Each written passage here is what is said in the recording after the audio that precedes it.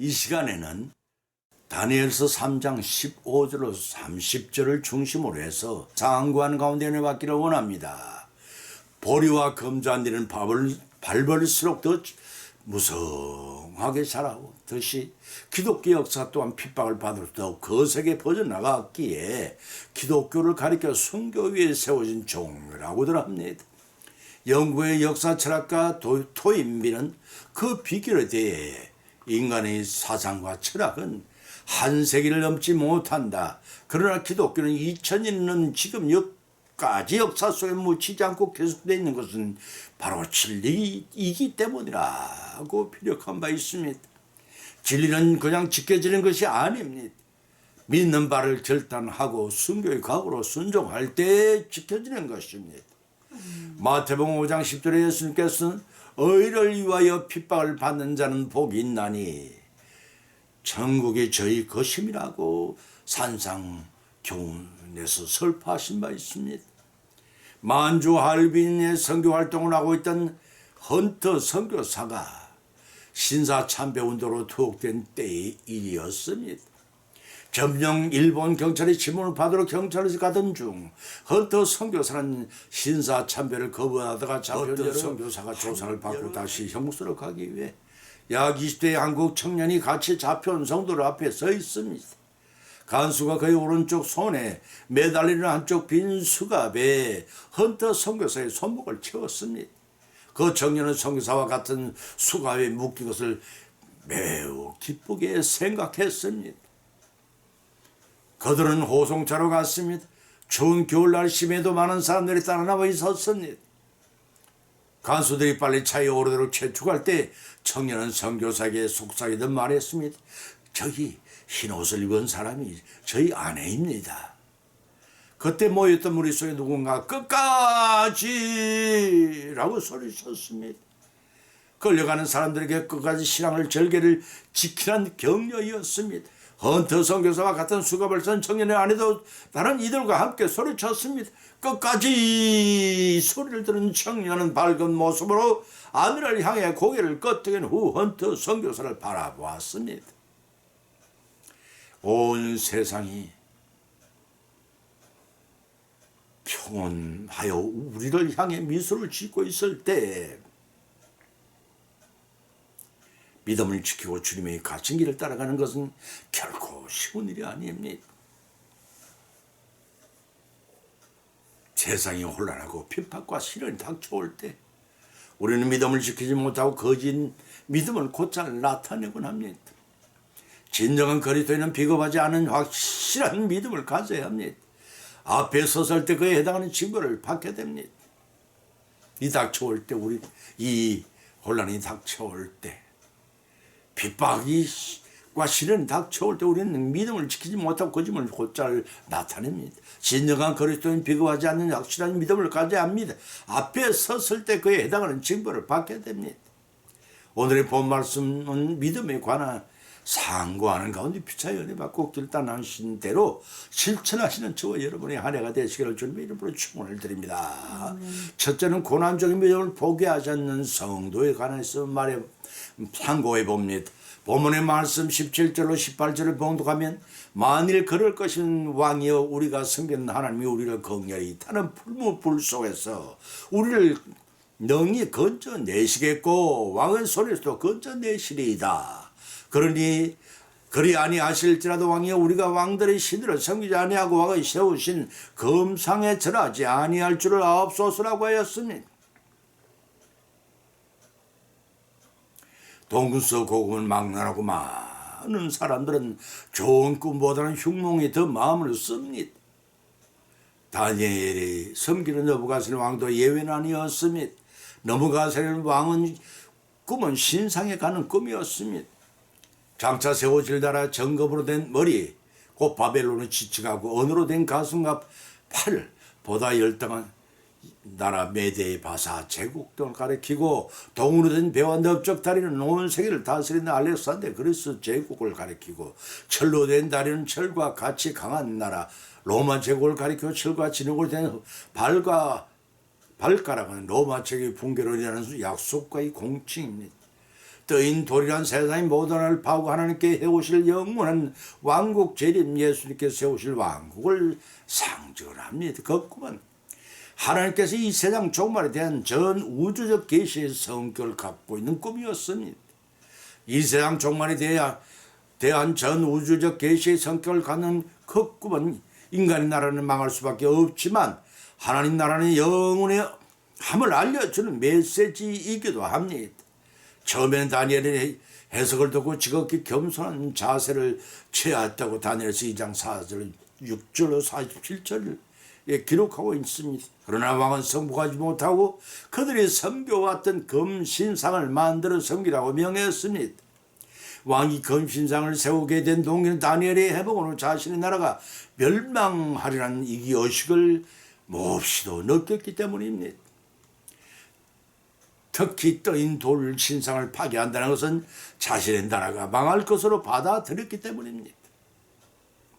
그래서 그 약정을 보완했습니다. 다니엘서 2장 40에서 43절입니다. 그 약정을 보완하기 위해서 전신을 금으로 만들고 제국의 모든 백성들 결속을 보기 위해서 신상을 만들어서 일제히 성배하도록 강요를 했습니다. 다니엘의 세 친구의 히브리 이름은 주 여호와는 어리려우시다는 뜻의 하나님과 주께서 지금 계시다는 미사엘과 여호와는 돕는 자라는 뜻의 아사랴는 이를 거부했습니다.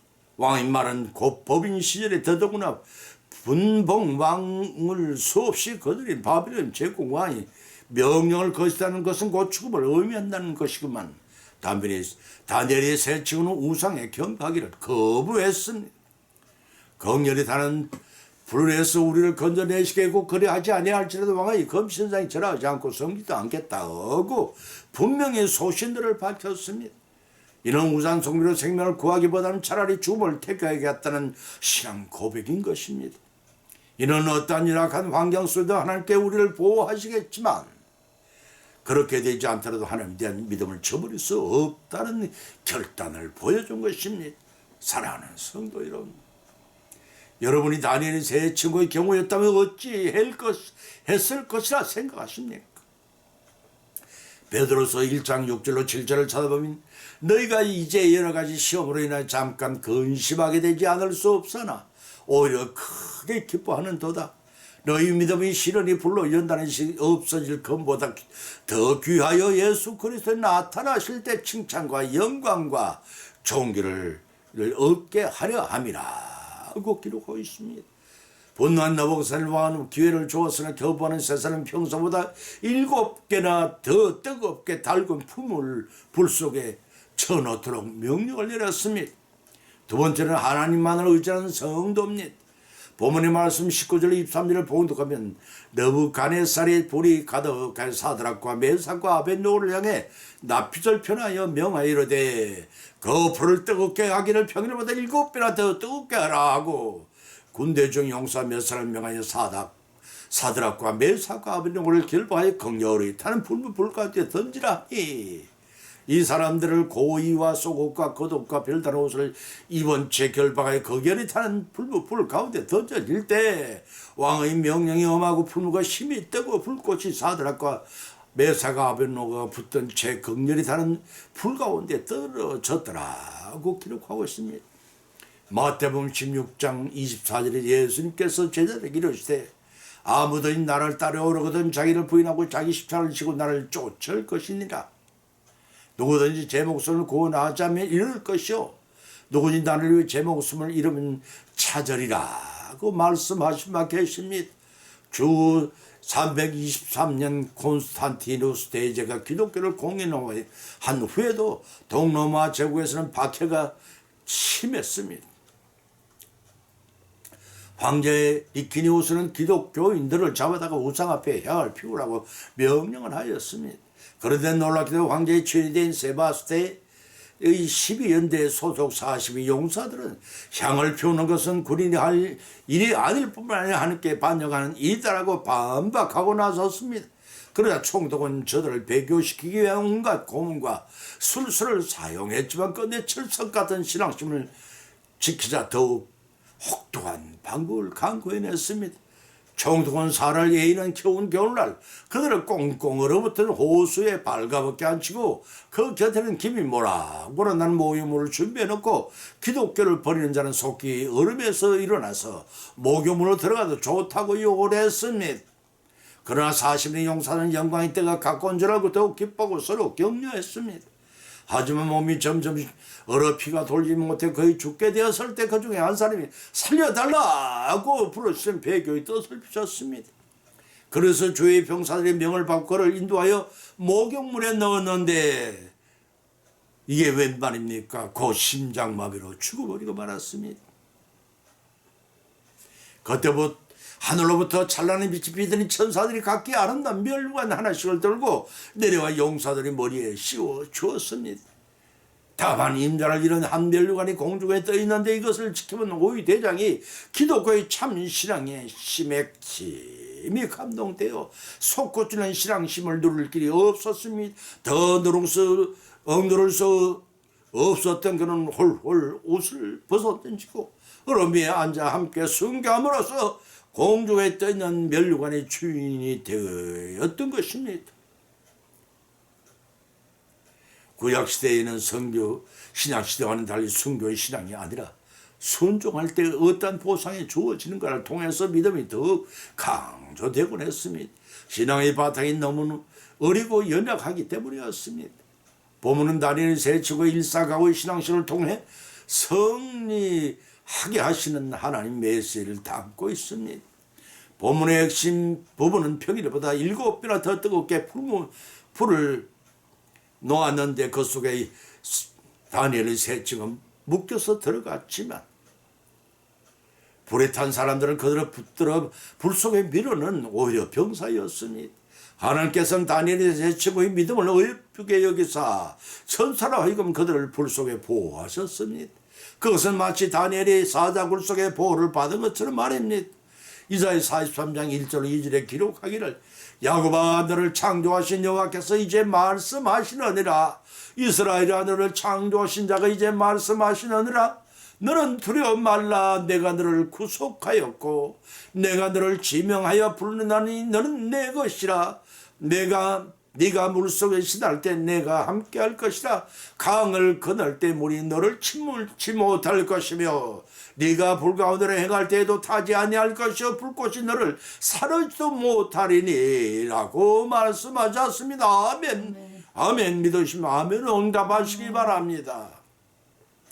역대하 16장 9절에서도 기록하기를 여호와의 눈은 온 땅을 감찰하사 진실로 자기에 향하는 자를 위해 능력을 베푸신다고 또한 말씀하시기를 여러분 믿으시기 바랍니다. 세 번째는 세상의 빛과 소금이 된 성도들을 봅니다. 본문 말씀 24절의 29절을 발차에 봉독하면 때의 왕이 놀라 급히 일어나서 묻기를 우리가 결박하여 불 가운데 던진 세 사람이 아니었느냐. 그런데 결박되지 않은 네 사람이 불 가운데 다니는데 상하지도 않고 그 넷째의 모양은 신들의 아들과 같도다. 왕이 극렬히 타는 불법을 어구에 가까이 가서 지극히 높으신 하나님의 종들아 나오라 하며 세 사람이 불 가운데 나오지라. 배석한 모든 고관 대적들과 왕족들과 모사들이 모여 본즉 불이 능히 그를 해치지 못하였고 머리털도 걸리지 아니하였고 고의 빛도 변하지 아니하였고 불탄 냄새도 없었더라. 왕이 찬탄하기를 하나님을 찬송할지로다. 사자를 보내사 자기를 의뢰하고 그 몸을 버려서 왕의 명을 거역하고 그 하나님밖에 있는 다른 신인 섬기지 아니하며 거기에 절하지도 아니한 자들을 구원하셨도다. 내가 이제 조서를 내려 각 백성과 나라와 각 방언하는 자가 무릇 하나님께 설만이 말하거든 그 몸을 쪼개 그 집으로 그릇들을 삼을지니 이런 이같이 사람을 구원한 신이 없음이었이라 하고 기록하고 있습니다. 본문에 빠져있지만 70년 역과 데오도션 역본에는 다니엘이 세 친구의 찬송 소리를 듣고 그들이 살아 있음을 깨달은 왕이 놀라 급히 일어나 불무불하고 가까이 다가간 걸로 기록하고 있습니다. 왕은 가담이 서늘하도록 놀랐을 것입니다. 모든 물질의 단소에 녹아버릴 불 가운데 신의 아들과 같이 생긴 소천사 세 사람을 보호하는데 전혀 상하지를 않는 간격을 못 가였으니 놀랄 것도 무리가 아닐 것입니다. 그래서 느부갓네살 왕은 지극히 넘으신 하나님 곧 신들 중에 업됨이 되는 하나님이심을 찬양한 것입니다. 하나님의 역사하시면 그것으로 끝나지 않았습니다. 다니엘의 세 친구의 순교적 신앙에 대한 하나님의 적극적인 계획과 보의 결과로서 당신의 제국을 호령하는 느부갓네살 왕을 감동시키기에 좋겠습니다. 사자를 보내 자기를 의뢰하고 그 몸을 버려서 왕의 명을 거역하고 하나님밖에는 다른 신이 섬기지 아니하며 그에게 절하지도 아니하는 종들을 구하라 했습니다. 이는 나 외에는 다른 신을 섬기지 말라고 명하신 계명을 목숨을 걸고 지킨 순종의 결만이며 왕에도 굴복하지 않은 일삭하고 믿음을 지킨 성도들을 높여섰다는 것입니다. 하나님을 유일신으로 섬기는 것이 성도가 지켜야 할 당연한 도리임에도 왕은 감동시켜 보상을 내리도록 하시는 하나님의 배려에 감사무지할 뿐입니다. 이제부터 우리 성도들이 해야 할 일은 예수님께 너희를 세상의 소금과 빛이라 하신 말씀을 쫓아 소금의 역과 빛의 역할을 감당해야 하는 우리가 되어야 합니다. 다니엘의 세 친구처럼 일상하고 신앙으로 주님의 빛을 사람 앞에 비치게 하여 착한 행실을 보고 하늘에 계신 아버지께 영광을 돌리는 성도들이 되시기를 축원합니다. 결론을 맺습니다. 오늘의 본 말씀을 상고하는 가운데 각자 믿음대로 은혜를 받았고 또한 세 가지 교훈을 받은 줄 압니다. 그 첫째는 하나님의 영광을 드러낸 성도는 고난 중에도 믿음을 포기하지 않는 성도입니다. 확고부단 믿음이 없이는 7년 대화하는 날의 적그리스도로부터 임하와 손에 인맞지 않고 최후의 성교가 될 것입니다. 두 번째는 하나님의 영광을 드러낸 성도는 하나님을 의지한 자요 순교의 각오 없이는 주님께 재림하신 날 온전한 구원을 받지 못할 것입니다. 세 번째는 하나님의 영광을 드러내는 성도는 세상의 소금과 빛이 된 성도입니다. 달이 태양의 빛을 받아 밤을 밝게 비추듯이 우리 성도들은 어두운 죄악 세상을 예수님의 진리의 생명의 빛을 받아 비춤으로 영성으로 인도하는 역할을 감당해야 합니다. 주님께서 성천하시기 직전에 예루살렘과 온 유다와 사마리아 땅끝까지 내 정인이 되라고 곧 천국 복음을 전파하는 지상 명령을 내리셨으니 우리의 죽을 죄를 대속하신 예수님의 보혈의 은혜를 전도함으로써 그 말씀에 순종하는 우리 모두가 되어야 할 것입니다.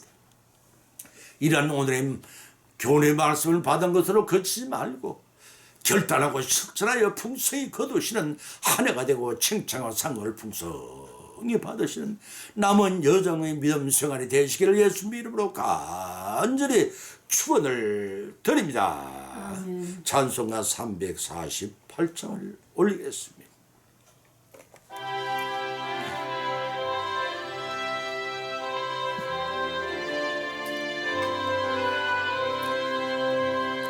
마귀들과 싸울지라 죄악 벗은 형제여 담대하게 싸울지라 저기 악한 적병과 심판날과 멸망의 난리가 선는 눈앞에 곧 다가오리라.